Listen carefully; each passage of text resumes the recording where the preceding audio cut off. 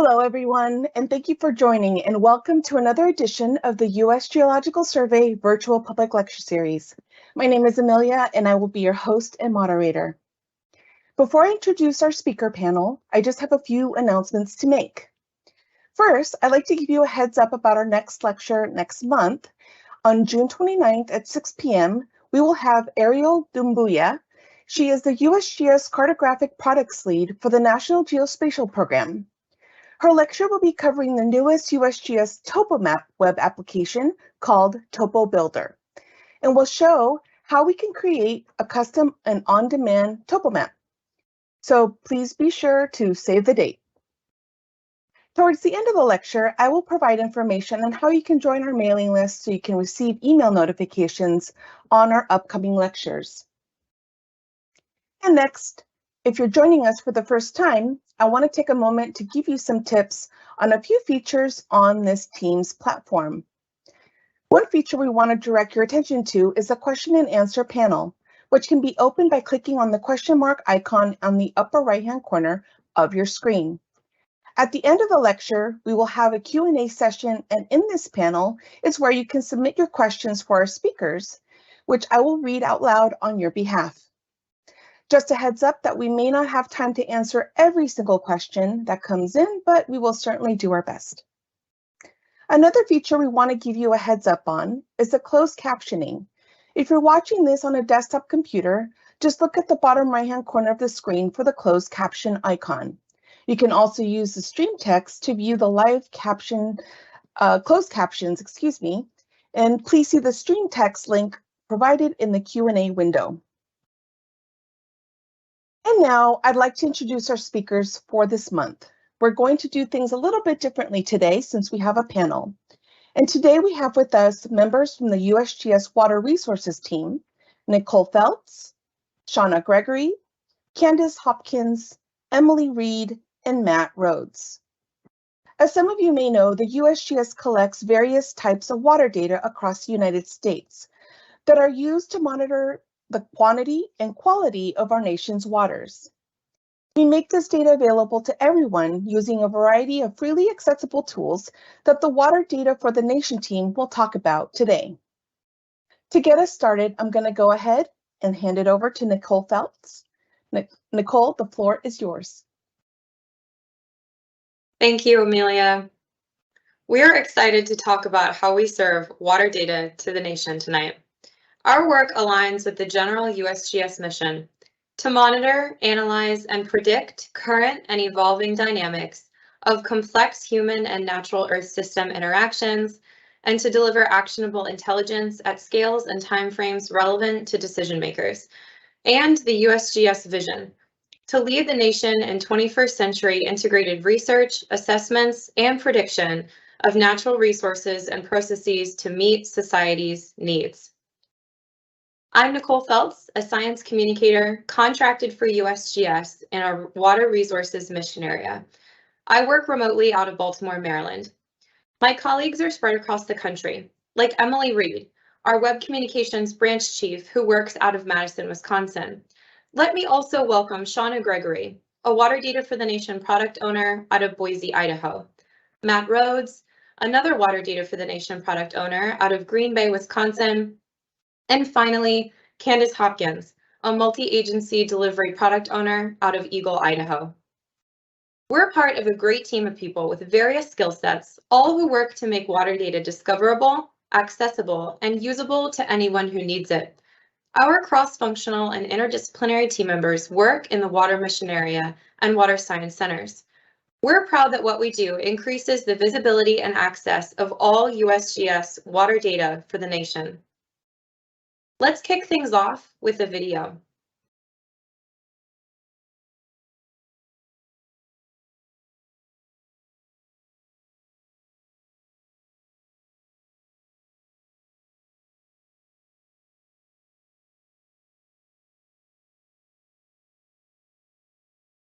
I'm sorry to interrupt, Nicole, but there's no sound. Yeah, let me fix that for you. Sorry about that. Unassuming structures are helping us better understand our rivers, streams, lakes,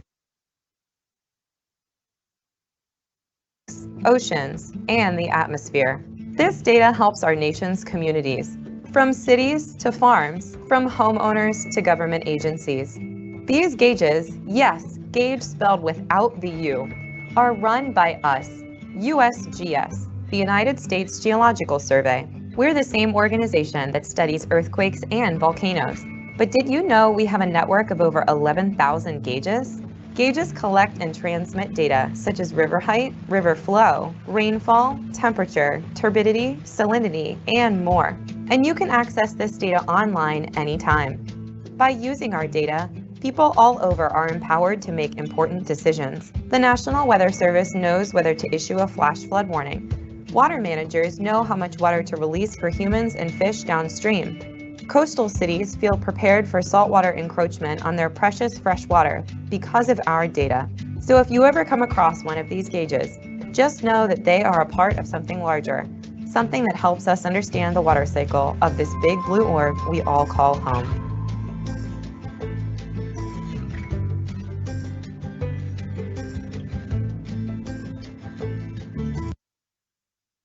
Let's take a moment to answer some live polls. You can access these polls by going to slido.com and entering the code USGS, by scanning the QR code on the screen, or by clicking the link that will be in the chat. For this question, we're asking, had you ever heard of USGS gauges before watching that video?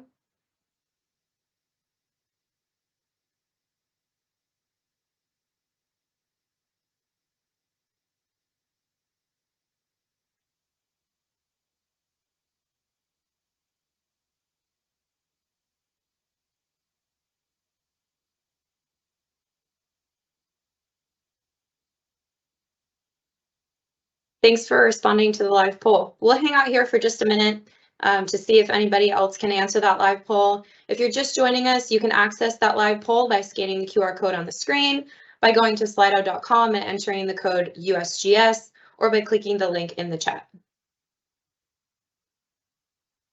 Sounds like most people have heard of gauges before watching that video, but it looks like there are a few people who haven't heard of gauges before.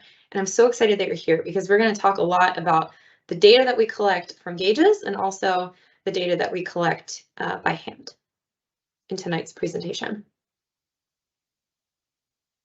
Give just another minute to let a couple other people answer the poll. I know we have a few more people on the call with us. Looks like we have about 20 respondents right now, and we've got a little over 50 people or so on the call. That's really interesting. I want to hear more from the person who said they don't think so, but maybe. Feel free to put anything in the chat to let us know maybe what you have heard. All right, thanks for responding to that live poll. Hang with me for a second because we're going to answer one more. What do USGS gauges mean to you? Whether you just heard about them for the first time from seeing that video, or you've heard about them before and you even used gauge data before, what do those gauges mean to you? And again, if you're just joining us, you can access this live poll by going to slido.com, entering the code USGS, or you can scan the QR code on your screen, or you can click the link that will be in the chat. Not just data, but cool data. Thank you. Yes, we're very appreciative for that. Collecting data, that makes total sense. Gauges are metal boxes too, right? They're just these metal boxes on the side of the road sometimes. That's all we see them as. Information. Got a couple of other people typing. Safety, stream flow. Yeah, that makes complete sense. Gauges provide us with information and data that allows us to stay safe. You can make cool maps with data. It's important technology, can inform information about floods. It's raw data. Gauges collect raw data. It's an investment. Yes, yeah, I can understand that. Offers some security. I can see that too. Definitely goes along with safety. Of course, water. There is a maintenance responsibility that goes along with gauges for sure. If you follow us on social media, you will have seen a recent thread that we did on Twitter and like some Instagram stories and Facebook posts where we followed some hydrologists into the field to understand, you know, what their daily work life is like when they check gauges, and there's significant maintenance that goes into that. You can use it for kayaking, fishing, good information, data for decisions, provides availability for things, societal infrastructure, appreciation. These are really wonderful answers. Thank you so much to everyone who's participated. You should be able to continue participating in this particular poll for a little bit longer. I'm going to go ahead and advance to the next slide. Now we're going to hear from Emily Reed, who will give us background on what kinds of water data we collect and why they matter. So if you saw the video we played just a few minutes ago, you'll know that we have gauges that automatically collect a wide variety of water data across the country and transmit that data in real time. We collect water data in all 50 states and other US territories. These types of data that the gauges collect can vary, but most include water level, also known as gauge height or stage, and flow rate, also known as discharge or stream flow. Some gauges also collect other data like temperature, conductivity, and dissolved oxygen, and these data indicate the quality of the water. Each dot on this map is an active stream gauge. By reading the graph at the bottom of the page, we can see that the number of stream gauges has increased over time, resulting in 10,000 gauges or more that are currently active in the USGS network. Our scientists also regularly enter the field to manually collect data that aren't automatically collected or that must be validated. Once we collect, process, and verify the data, we have to make them accessible to people somehow, so we post them online to make that water data available to the nation. And with our data, you can see trends over time, as in here, where we see the gauge height, which is the water level above a reference point over a 7-day period. Gauge height in feet is on the y-axis of the graph, and day and time is on the x-axis. Some, but not all, data types are available to be displayed on graphs, and for those that aren't available on graphs, you can view multiple types of data in table format. Some of our monitoring locations have cameras, so check out what this Wisconsin stream looks like compared with data from the same time period.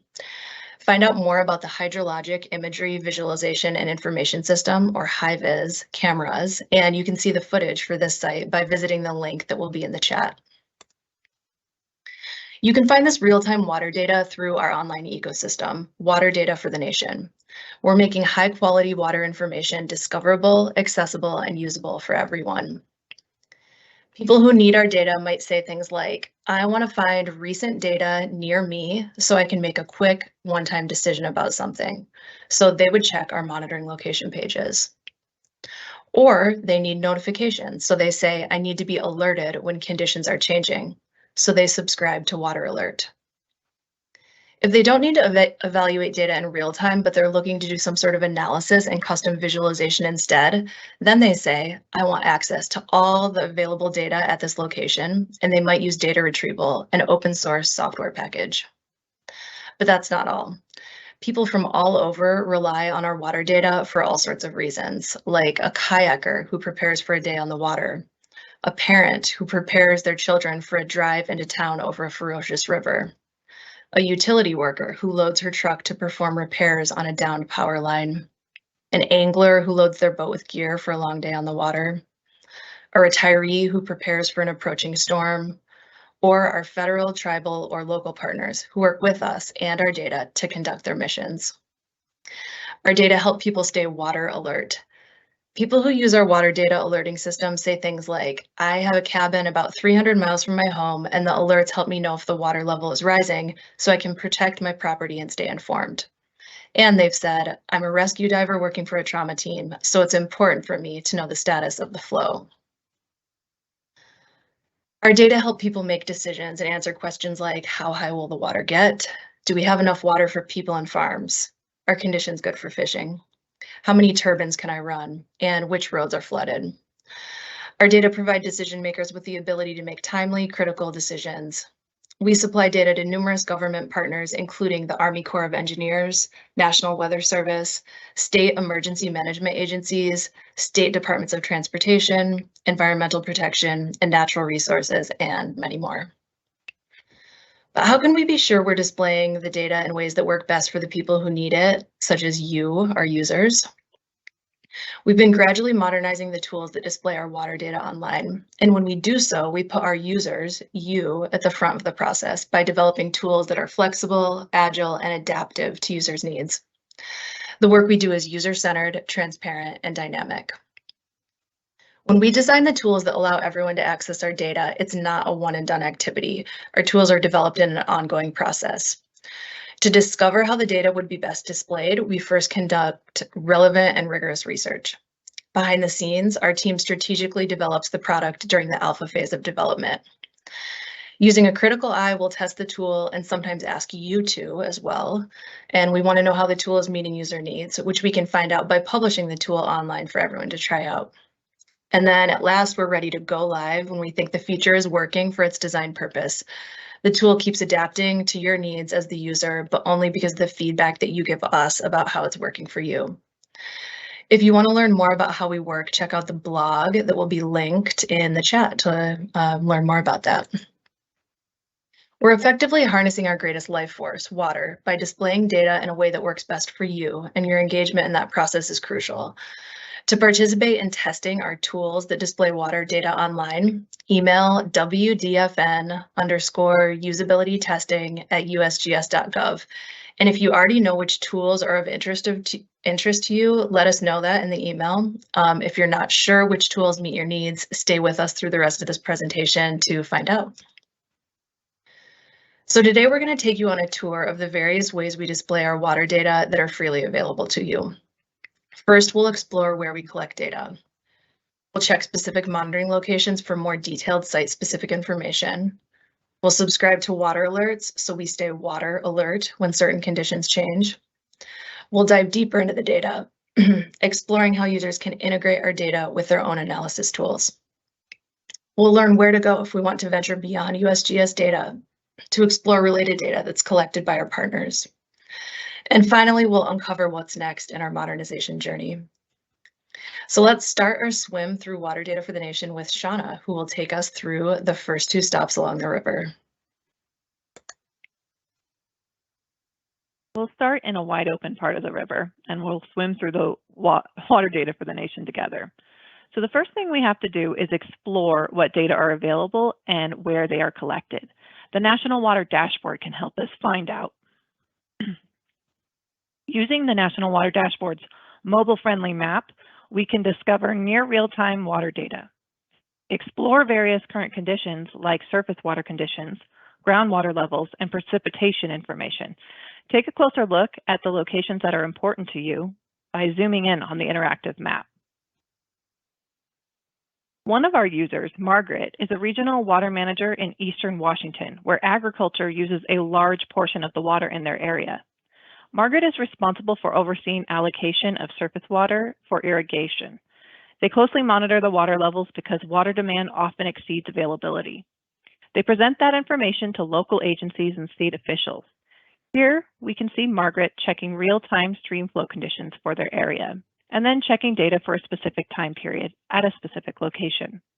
Margaret remarks that decisions on their job can be highly contested, so having trusted and credible data from USGS is very important to them. You can access the National Water Dashboard through the main USGS website or by typing in the URL dashboard.waterdata.usgs.gov into your search bar. Toggle on and off certain data types like stream flow and groundwater level data. Check out the legend to understand what each color and shape means. Zoom in on locations of your interest and see pop-ups of hydrographs for the various water data collected at a monitoring location. Hydrographs are the graphs we saw earlier, and like the one on the screen, that display data related to the water conditions over time. So now that we've narrowed down where we're interested in seeing data, let's explore a tributary where you can check some deeper details for that location on a monitoring location page. These pages include all the information you need about any place we collect in data. These pages offer metadata for monitoring locations, such as location and funding information, and access to data summaries. These pages also offer an interactive hydrograph that allows users to look at up to 2 types of data on one graph for a custom date period. Take a closer look at the data for a specific location and view different types of data using our interactive hydrographs. On the monitoring location pages, you can contrast near real-time data with historical data. On the left side of the screen, for Long Green Creek monitoring location hydrograph, we can see approved data that has gone through further review in blue and the provisional data in orange. On the graph on the right, for Caney River, we see 2 data types for the last 7 days graphed together, gauge height and stream flow, also known as discharge. Another user, Aram, is a longtime journalist. He reports on dam releases due to rainfall or planned events.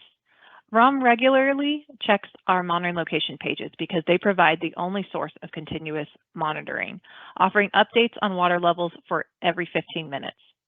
In order to anticipate dam releases, he studies gauge height and discharge in weekly periods.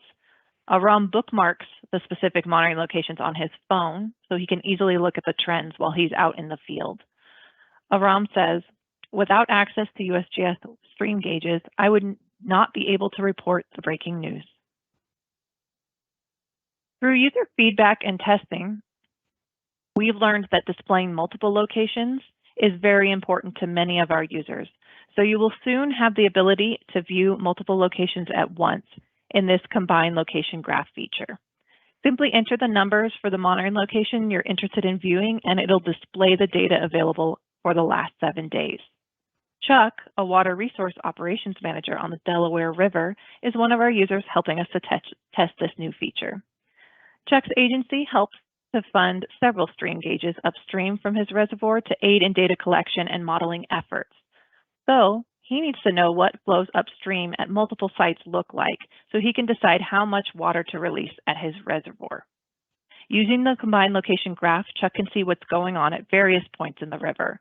Chuck says, "With this feature, I can see releases and flow through the entire system. I can understand how storms and other events are affecting the whole system with very few clicks or scrolls. This river at a glance graph helps me make decisions about how to operate my facility." The monitoring location pages we've looked at so far tonight are the modernized versions of legacy current conditions pages, which afforded the public the first opportunity to see near real-time data on the web back when it was new and fresh in the 90s. Those pages are not working so well on mobile devices, as you can see in the screenshot on the left side of the screen. This is one element of WDFN that's undergoing modernization. Now Matt will walk you through how to get alerts.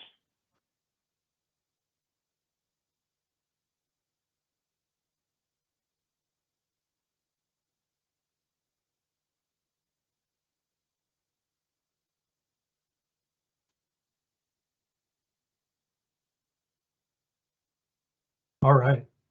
So once we're acquainted with the location where we check data, we might want changing water conditions sent automatically to us. Fortunately, we can receive alerts through Water Alert.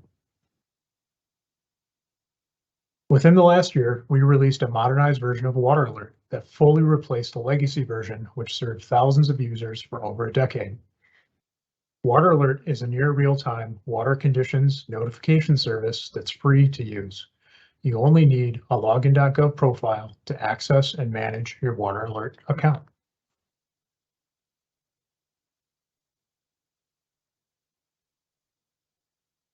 You can receive hourly or daily text or email alerts on changing water conditions at any of our sites across the nation. Water Alert is a useful tool to monitor surface water conditions during a storm event, especially at upstream locations, but it is important to note that it is not a full emergency notification system. Weather alerts from the National Weather Service should take priority for emergencies. Water Alert is accessible to everyone. You can set alerts for any type of water data that's available at a monitoring location. Common National Weather Service flood thresholds are provided for reference. Homeowners use Water Alert to plan for the upcoming flood season.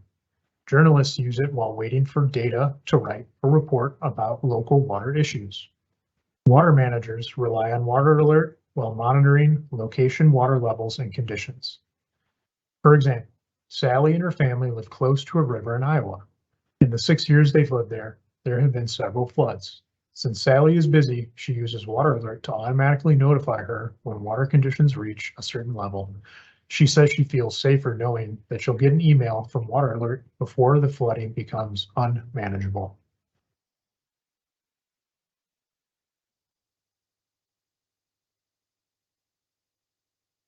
So for those of us who want to dive deeper into data analysis, we also have tools for you.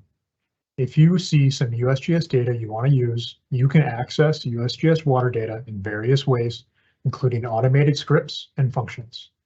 We have tools for making connections between our USGS source systems and your system. You can then build on that connection, interacting with data provided by the USGS with data and tools that make sense for your specific context.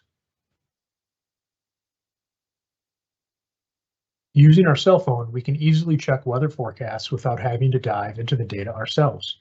But do you know how weather applications work on your phones? They're driven by things called APIs.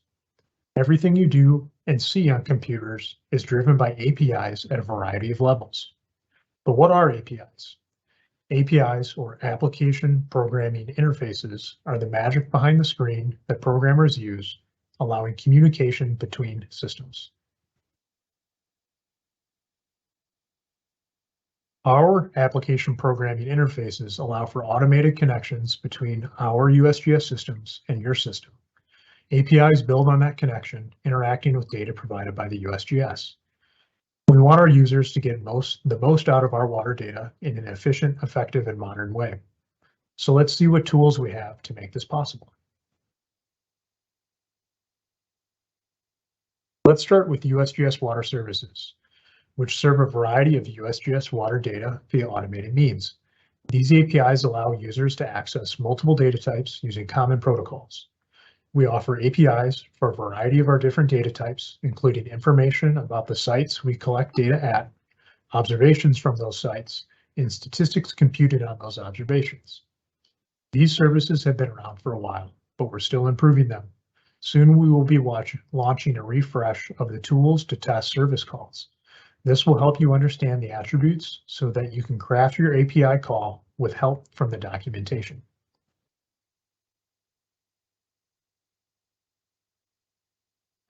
One of our newest APIs is SensorThings, which is an events-driven API, giving you access to data at locations where we have real-time data transmission, a certain subset of gauging stations. SensorThings is USGS's implementation of an open geospatial consortium standard, which provides a common way of handling information observed by sensors. If you are setting up a dashboard or a map with USGS water data, SensorThings may speed up your application development because this is a widely used standard. Some of our web pages that display water data will be powered by SensorThings. If you are making a new map or a dashboard featuring the latest USGS data, consider using SensorThings. But you don't have to use one of our APIs. You can use our data retrieval package directly. You don't have to deeply understand APIs because data retrieval is a family of functions that does the work for you. It's one of our most popular ways to access USGS water data. It's an open source software package, which is available in R, Python, and most recently, the Julia language. Samantha is a graduate student who wants to be a city water engineer. She wants to practice using data retrieval to create quick and easy plots that compare the water years for different USGS monitoring locations. This is relevant for her future work because she'll have to answer questions like, do I expect to have a lot of combined sewer overflows? And seeing the trends over time can help her estimate that. Here, Samantha is using data retrieval within R, an open source programming language. For a grad class assignment, she used some example data and compared 4 monitoring locations based on USGS Gauge of Greatness finalists in 2023. She enjoyed voting on Twitter for the greatest gauge of the year. The winner was a gauge near her in Bucksport, South Carolina, commonly known as the Treehouse Gauge. Here we can see the graph Samantha quickly generated in R, which show her the water year comparisons for these 4 different gauges from 2021 to 2022. So now I'm going to pass it to Candace so she can show us how we can venture into other water data. In addition to making USGS data accessible to users, we also aggregate water quality data and groundwater data from hundreds of other data providers and make them accessible to the public. This makes accessing and downloading water data from across the country easier for you. Let's venture beyond just USGS data for a moment and explore what options we host that house our partners' data as well.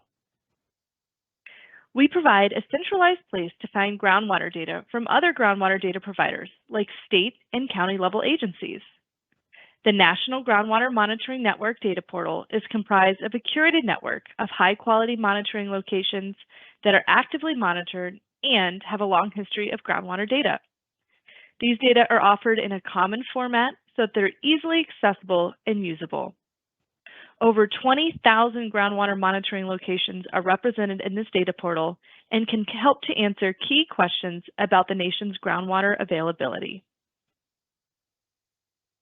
Diana is a climate modeling PhD student whose dissertation focuses on how climate change-induced sea level rise affects groundwater salinity in coastal areas. She wants to help forecast how the public supply of drinking water sourced from groundwater will be affected by increasing sea levels. Diana uses the National Groundwater Monitoring Network data portal to find groundwater sites and include the data into her research dataset. Diana says, "There's so much we don't know about how sea level rise will affect real people on the ground. We need to start thinking about our water resources now so that we can plan for mitigation." The data she accessed, thanks to the National Groundwater Monitoring Network, allows her to understand how groundwater has behaved historically. The common output format saves her time aggregating datasets from many states and data providers. In this video, we can see Diana looking at the status of recent groundwater levels and exploring the data at individual sites. We also collect and aggregate discrete water quality data from across the country. By discrete water quality data, I mean samples that are collected manually by a person and analyzed in either the field or the lab. We work in cooperation with EPA, states, tribes, and local monitoring organizations across the country to bring together and deliver discrete water quality data from across many site types into a common format through the Water Quality Portal, which contains over 1 million sites and more than 420 million result records. Just like in the National Groundwater Monitoring Network, we output these data in a common format. The Water Quality Portal has sites across the country. On the right in this image, you can see the number of sites with 3 valuable water quality parameters measured: nitrogen, phosphorus, and temperature. You can see some locations in the country have more discrete water quality samples than others, and that's reflective of the real conditions. The Water Quality Portal also has robust web services and summary information. These APIs are leveraged by thousands of users a day to help power applications and data analyses at different scales. One such user is Roberto, who works for a large environmental consultant in California. The state has asked his company to determine how much groundwater can be used for the water supply. This reporting could have long-term impacts on California water use, and he needs accurate and comprehensive data. This is a big job. So he uses the Water Quality Portal to help search for historical samples from all wells located in his region. He moves those into an Excel spreadsheet and then imports this data into Geochemist Workbench. He then analyzes the geochemical signature of each sample. Sometimes Roberto is asked by his colleagues to use geochemical data to validate their conceptual models, and he needs all possible data to complete this task. This is possible thanks to the Water Quality Portal. Now I'm going to hand it back over to Nicole. Let's keep exploring water data together and talk about what's to come. We're on a long-haul mission to modernize our systems, expanding discoverability, accessibility, and usability of our nation's water data. We're excited to provide all new, highly requested features to our systems, but we move forward with thanks for the existing and legacy systems because this work would not be possible without them. When we design the tools that allow everyone to access our data, it is not a one and done activity. Our work goes through a development process that's ongoing. In providing water data for the nation, our goal is to make high quality water information discoverable, accessible, and usable for everyone. We're adding additional features and pages later in the year, which will help you, our users, discover useful new ways to interact with USGS water data. We've told you about some of those new features today. Let's look at 2 upcoming features that will offer unique ways to display water data.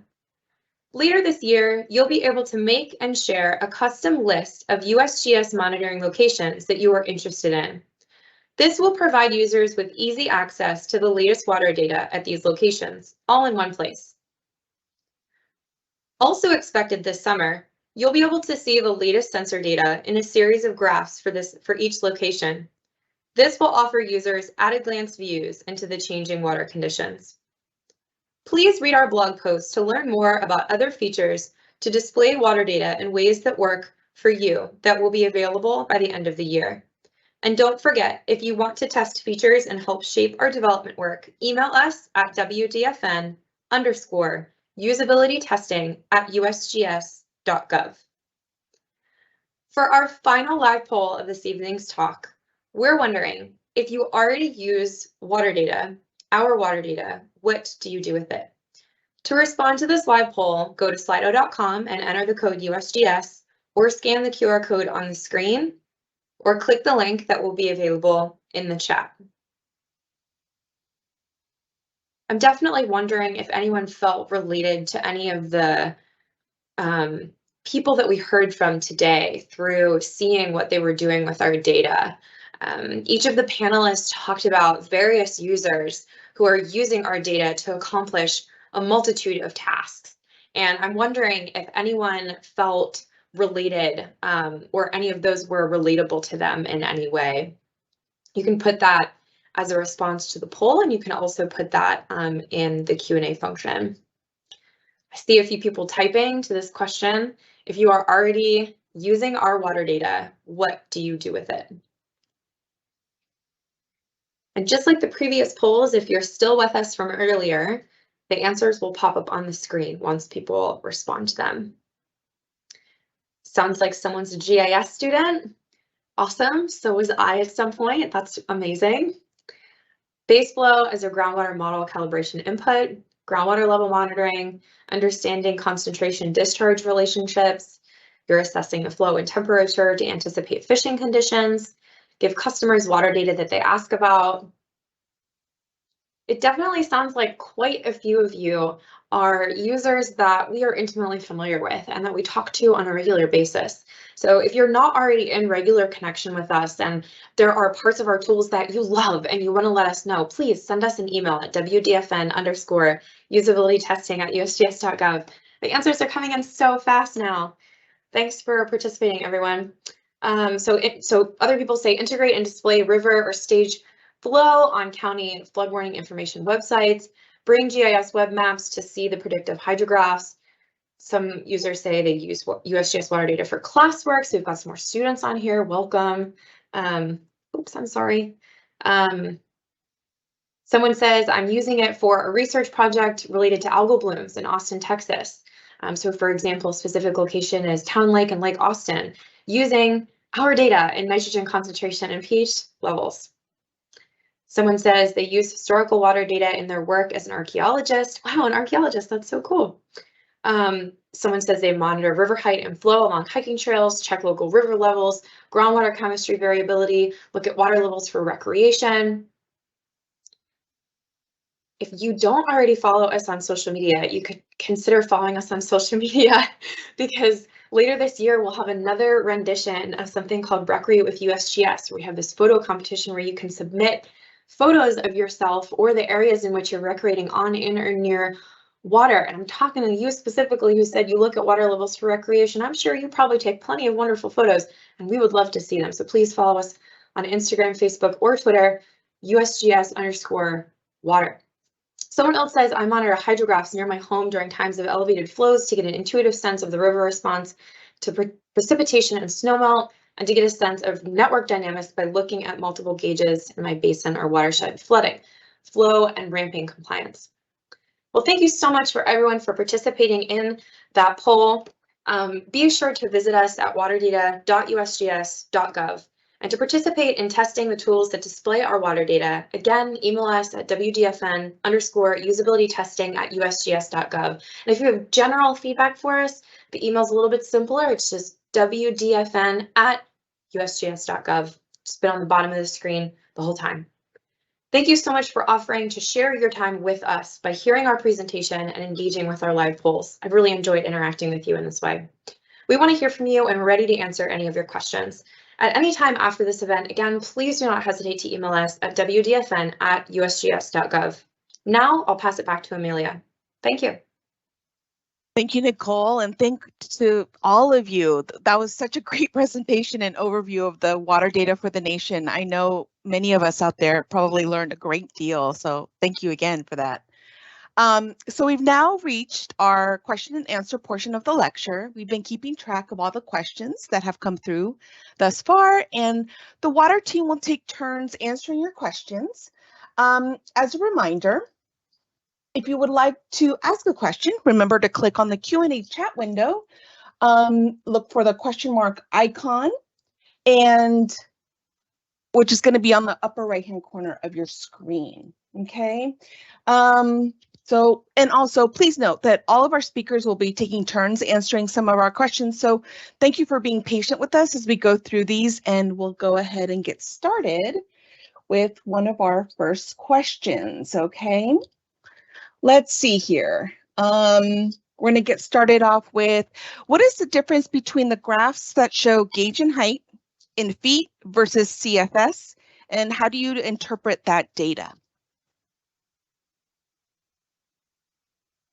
Hi there, I can take that one.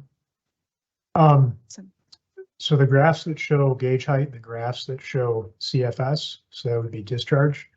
Those are two different types of parameters that both deal with understanding the amount of flow or water and moving through an area in a stream gauge. Gauge height, or sometimes it's referred to as stage, is just the height of the surface, the water surface above some sort of datum. So that's why you just have a unit of measurement just in feet. Discharge is a little more complicated. That's where you get the cubic feet per second typically. So discharge is more like the volume of water moving down the stream per unit of time. Discharge is typically computed by taking like the cross-sectional area of the actual river in question, and there's a bunch of other variables and a little bit of math involved in computing that quantity. So because it's more complicated to measure, stage is usually can be measured right on the spot at the location. So it's your good first guess about how much water is currently moving down the river, because you can just simply say how high or low the fluid is in that channel. But if you need to know what the rate of flow is per unit area, then you would look at your discharge measurement. Okay, awesome. Thank you so much. Someone asks, does USGS capture water evaporation from a stream or lake? And if so, where can they find that data? Yeah, this is Emily. I can take that question. So there are a few different ways that evaporation can be measured. Some ways are more sophisticated than others. And for the actual measurement of evaporation at a site, it's actually not done very commonly, across sites that we have. There's also some simpler ways that it can be measured, like using an evaporation pan or modeled as well. I would say if you're looking for that kind of information, you could check out the monitoring location page for it and see what data are available there, either in the table that lists the kind of data that are measured at that site. Also, you could reach out to the science center that maintains that site or is working in that region to find out if there's evaporation data available. Okay, wonderful. Thank you. Another person asks, I need help with the updated water pages. Who can I contact? Nicole mentioned this earlier, and we also went ahead and dropped our email address in the chat. So thanks, Christy, for doing that. But the best way to reach us is by emailing wdfn at USGS.gov. We do have somebody who is looking at that email inbox constantly and trying to answer those questions and get them directed to the right people. Wonderful, thank you. Someone asked, how do I request a gauge to be installed at my location? That's a great question. So our gauges are run by our local water science centers across the country.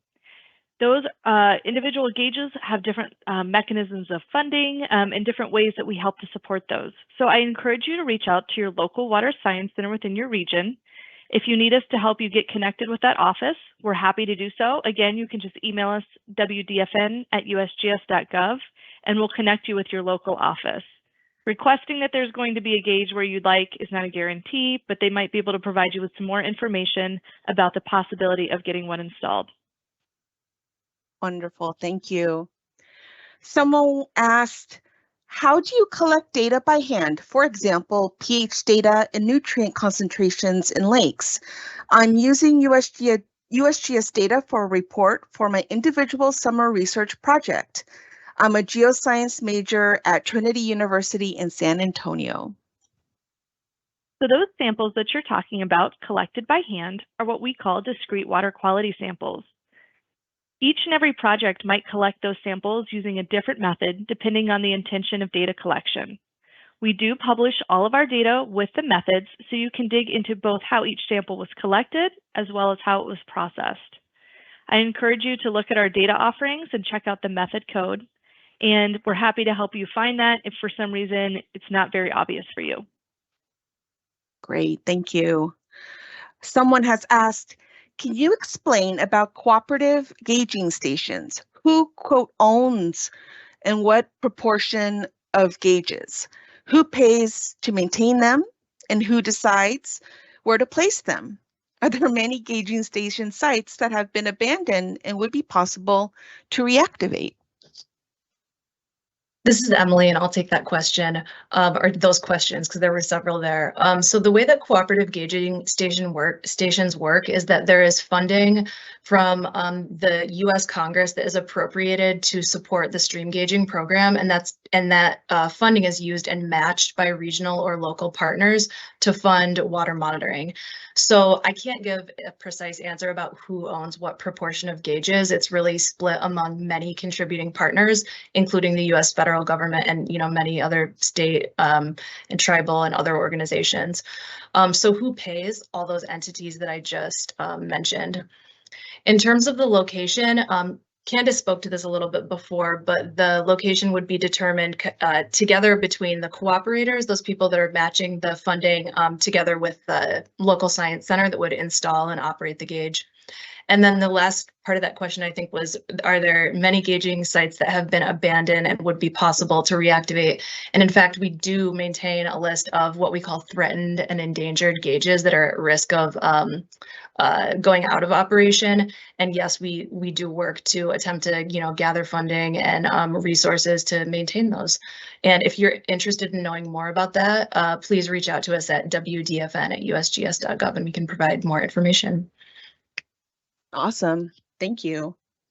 Someone has asked, where in your APIs do you provide the flood severity elevations for each station that you display as different colors in your hydrographs? Yeah, so this is Emily, and I think I'll start with an answer to that question. We call the flood stages from the National Weather Service that curates and maintains those data sets for particular locations. So that's the source of those data. We call them in and then display them. And I actually don't know whether we then in turn make those data available through USGS APIs. Maybe one of my colleagues would be able to weigh in on it, or if the person asking that question wants to follow up with us by email, you're welcome to do that too. Great. Someone had asked, how often do you take water quality and concentration data? This is kind of a two-parter, but they also asked, the USGS report I'm using for my summer independent project has data from both summer and winter. Is it weekly, monthly, yearly, daily? So there's two different types of water quality data that we have. Some are collected by sensors And in that case, most of the time we will be collecting data every 15 minutes, if possible. Sometimes during things such as winter months when there's icy conditions, we'll remove those sensors so that they're not damaged. Then we also have discrete water quality samples. That's where somebody's going out and collecting a sample and then processing it either in the field or laboratory. In that case, it's kind of dependent on the project and the intention of data collection. Sometimes we'll conduct a study such as a synoptic study, which is a one-time census of conditions. Other times we'll have a routine monitoring program where we might go back every few weeks, every few months, or every few years and determine what the conditions are. So it really depends on what the intention was for that data collection. And I encourage you to dig into that USGS report and see if you can figure out why they started collecting those samples. Wonderful, thank you. And it looks like we have one more question here. They're asking, for the next generation stream gauge pages, can we change the default data that is graphed? For example, the gauge height to discharge? Yeah, so the sites that have streamflow data do default nationwide to gauge height showing up on the default page. We have ideas to change that in the future and enhance that and have a little bit more variability that for ourselves. But in the meantime, I really recommend people bookmark the page changed the way they'd like it, especially if you have multiple data points graphed. And that's done in the select data to graph section, and you can switch to the parameter of your choice, which in this case would be discharge, and then you bookmark that URL as is. Now, if you want to see a lot of data, maybe this doesn't work really well for you, you want to be switching back and forth. In that case, you might be interested in the all graphs feature that is going to be coming later this summer, which is going to have the list of graphs to really have more of an at a glance for the latest data. But we know that that is not really the best to explore all the historical records. So use the monitoring location page for the historical record, reset your bookmark as is appropriate. Great. And it looks like we've got a couple of more that just squeezed in. I'm going to go ahead and ask those. Someone asked, are NOAA's river forecast centers utilizing USGS gauge data for forecasting? Yeah, this is Emily. I can take that question. Yes, the National Weather Service River Forecast Centers do use USGS gauge data heavily for the forecasting that they do. And I also want to mention that the Army Corps of Engineers and the Bureau of Reclamation also use USGS data, and we work closely with all three of those agencies to ensure that the various people are getting what they need in order to do forecasting. Okay, great. There's another one here that's sort of NOAA related. They say, I've noticed in the legacy system, or perhaps in NOAA or NWS generated hydrographs from gauging data, that predictions of the next several hours are available and are often not very reliable. How are these projections produced, and are there improvements coming? Mm-hmm. Yeah, so I'll take that one too. The forecasting of future conditions is done by the National Weather Service, as it sounds like the person that asked this question knows. And on a couple of USGS sites, we do share some of that forecast information, but really it's sourced from the National Weather Service. And the modeling and forecasting that's done by the National Weather Service is done at the regional level using a variety of different kinds of modeling to produce those results. And I would just recommend that you reach out perhaps to your local river forecast center to find out more about how the projections are produced and what kind of improvements may be coming. It's outside of the scope of our team. Okay, that's fair. Got a couple more here that kind of got through, but one wants to know, are SNOTEL, and I'm not sure what the acronym stands for, it's SNOTEL, stationed managed by USGS as well? Yeah, I could take that. So that's SNOTEL stands for Snow Telemetry, and we do not collect those data. Those are collected by the NRCS, which is operated by the U.S. Department of Agriculture. However, we do encourage everybody to check out those data. They're also really fantastic. And a lot of our scientists use those data in some of our models in estimations. Okay, great. Well, I think that's all the time we have for today. Thank you again to everyone. And I'm sorry if we didn't get to your question, but please feel free to send an email to the water team, as they mentioned, at wdfn@usgs.gov. And you'll also probably find that email in the chat. So thank you to all of you. Huge thanks to the Water Resources team, Nicole Feltz, Shauna Gregory, Candace Hopkins, Emily Reed, and Matt Rhodes for your talk today and for answering all these great questions from our audience. And thanks to all of you who are joining us tonight. In case you would like to watch this again or share it with others, the lecture will be available on our website at www.usgs.gov/PLS. It'll be available in about a week for on-demand viewing. And also on the website, you can take a look at the upcoming schedule to see the many great lectures that we have lined up for you in the summer months. So feel free to mark those down in your calendar and join us for those lectures. If you would like to be added to our mailing list, you'll receive notices about our monthly lectures every single month, twice a month. In fact, send us an email at wmcesic@usgs.gov, and we will happily add you to the list. We do hope that you join us again next month on June 29th at 6 p.m. Pacific Time for Ariel Dumbuya's lecture, which is titled On-Demand Custom Topographic Maps with TopoBuilder. You don't want to miss it. Until next time, goodbye.